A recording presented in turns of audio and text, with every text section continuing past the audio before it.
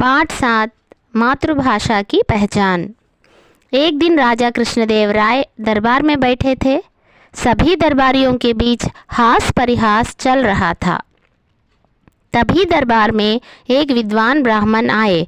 उन्होंने महाराज को अपना परिचय दिया और कहा, राजन, सुना है आपके दरबार में एक से बढ़कर एक योग्य और विद्वान दरबारी है। राजा कृष्णदेव राय प्रसन्न होते हुए बोले, आपने बिल्कुल सही सुना है ब्राह्मण देवता, मुझे अपने दरबारियों की योग्यता और विद्वत्ता पर गर्व है। ब्राह्मण ने मुस्कुराते हुए कहा, महाराज, मैं आपके दरबारियों की बुद्धिमत्ता की परीक्षा लेना चाहता हूँ। राजा ने कहा, अवश्य ले। क्या आपके दरबारियों में से कोई बता सकता है कि मेरी मातृभाषा कौन सी है? ब्राह्मण ने पूछा। राजा ने कहा, हाँ हाँ, क्यों नहीं।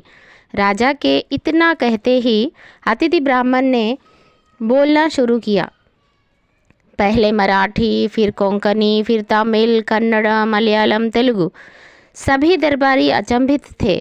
वे जिस भाषा में बोलते लगता था कि वही उनकी मातृभाषा है, क्योंकि प्रत्येक भाषा के वे पूर्ण ज्ञाता थे।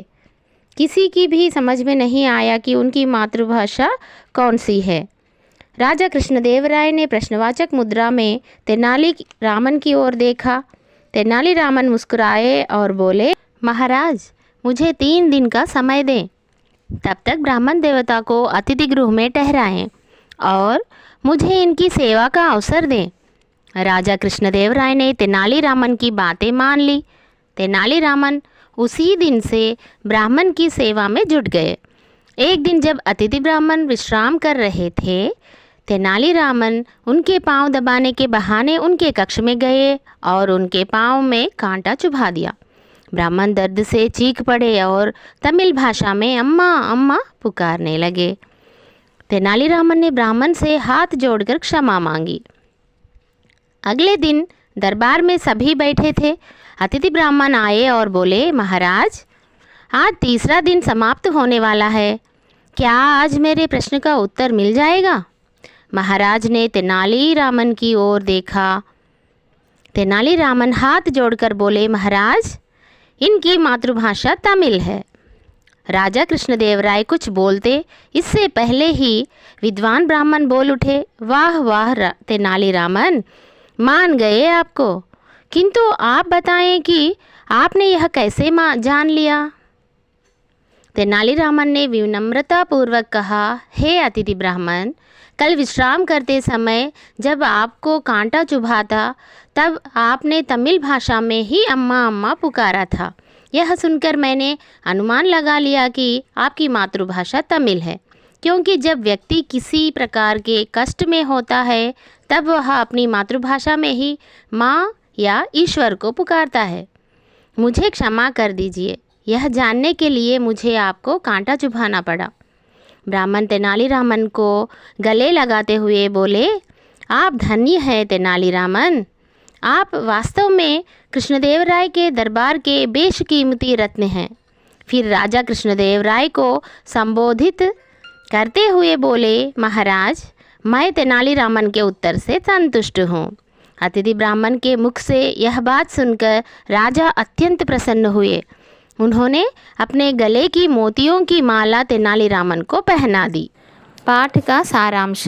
यह पाठ राजा कृष्णदेव राय के दरबार की एक घटना पर आधारित है, जिसमें मातृभाषा के महत्व को दर्शाया गया है।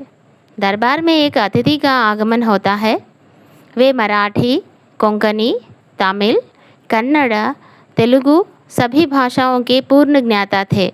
अतिथि ने दरबार में शर्त रखी कि कोई यह बताए कि उनकी मातृभाषा क्या है। तेनाली रामन ने उनसे 3 दिन का समय मांगा। जब अतिथि विश्राम कर रहे थे, तब तेनाली रामन ने उनके पाँव में कांटा चुभा दिया था। वे तमिल भाषा में अम्मा अम्मा पुकारने लगे, जिससे यह ज्ञात हुआ कि तमिल ही उनकी मातृभाषा है। इस प्रकार तेनाली की युक्ति सफल हुई और उन्होंने सिद्ध कर दिया कि चतुराई से हर समस्या का समाधान संभव है, अर्थात हर मुश्किल आसान हो जाती है। धन्यवाद बच्चों। This is a very popular story of Raja Krishnadev Rai and Tenali Raman. In this story, Tenali Raman has again proved his intelligence in front of king.